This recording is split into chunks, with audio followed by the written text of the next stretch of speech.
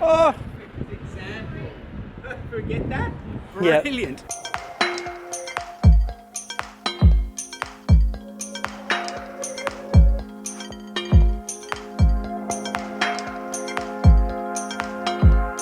Hey guys, welcome to today's video. We are going to talk a little bit of safety today. Now, I'm a huge advocate of running daylights. We did that vlog earlier on this year with the Garmin Varia. Check that one out up here.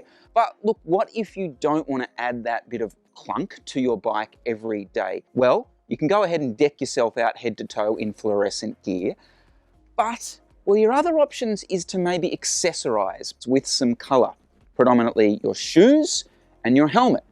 But, well, does that actually make you any safer out on the road? So what we're going to do today, guys, is we're going to head out on the bike and see if, well, that is enough. If adding some accessories with some color makes you any safer on the bike.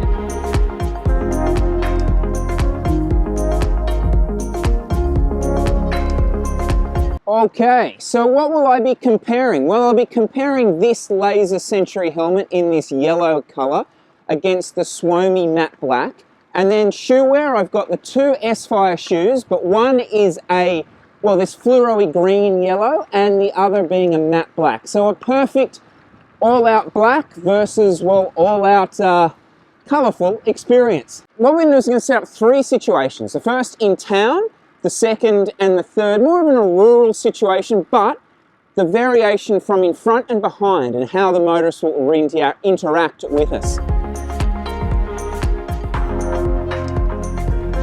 Town riding, city riding. It's all about really how visible you are, but in comparison to all the other movement and colours that are going on. The scenario we're going to try and set up here is the sort of pedestrian scenario, but it doesn't have to just be a pedestrian. It could be a motorist pulling out, any of those type of things, door opening. How visible am I against movement, against colour that's going on? Let's find out.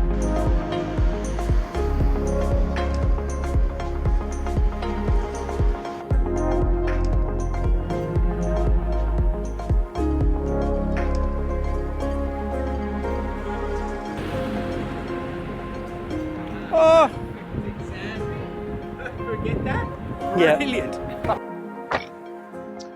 Okay, so yeah, that was serendipitous, almost perfectly timed. Really interesting. I've done, what, 6 or 7 runs up and down the main street there, and that was really quite disconcerting, but I certainly noticed, I felt borderline invisible there, I must admit. Certainly people were not in any way hesitant to just come out in front of me.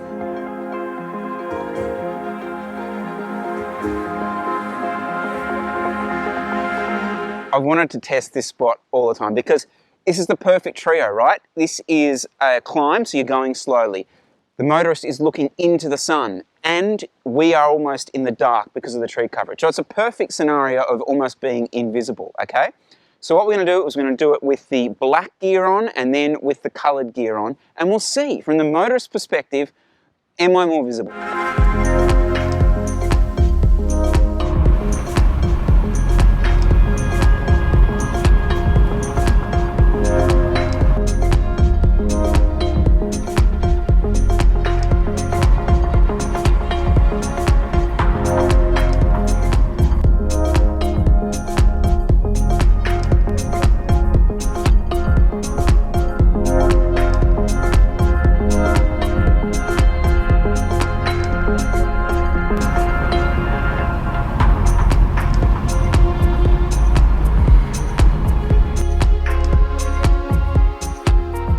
Classic situation, this one. Car about to come out and enter traffic, has a look up the hill, you're coming down that hill. There's a little bit of sort of variation with shade and light and sun. What's the visibility like with the coloured gear, with the matte black gear? Let's have a look.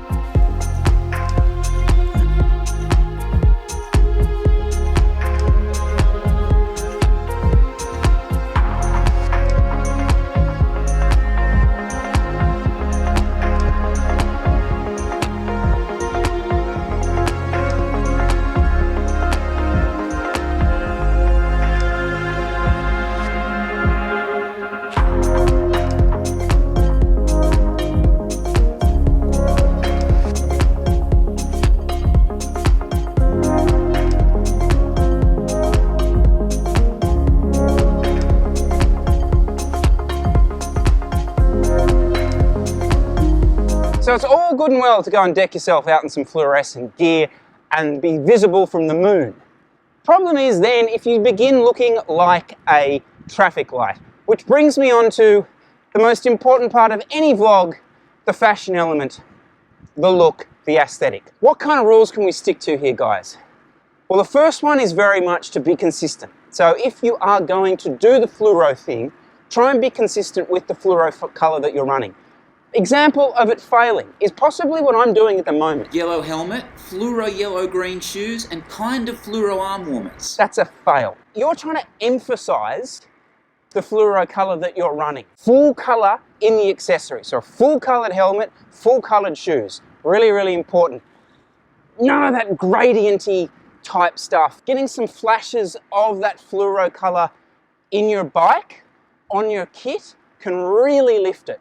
A perfect example of that, guys, is GROUPSET, the Belgian Pro Conti team. They have always gone out on a limb with that fluorescent stuff, and they nail it, season in, season out. And look, while I've got you here, and I'm on a Chris rant about fashion, can we talk about where we're headed, ladies and gentlemen? Can we talk about where fashion on the bike is headed? Because for me, the days of the gradient, the days of gradually moving one color into another, it's done. It is done, ladies and gentlemen. If I see another one, we are moving into the age of the color block. We want bold, we want distinct colors. The other thing, guys, that I think we might start seeing a bit more of is a matte finished inner kit sort of scenario. So silvers, you might start seeing some almost like pearl white stuff appearing, especially in the blues. You're seeing in Lycra technology that ability to build some texture in. But instead of it going down the route of friggin' gradient, maybe we can build texture in that will show off, I don't know, like think like the D brand stuff that's being done at the moment for skins on iPhones and that kind of thing that's adding texture. I think that could be where we're headed in Lycra. Oh God, we could talk about this forever. We could talk about this forever, but we won't. So guys, thank you very much for watching this video. This is, yeah, I want to try and do a few more of this kind of test stuff, so pop some stuff down below about some ideas you might have for what we could do. Click all over the place because there's also so much good content. We're running out of road. I'll see you later.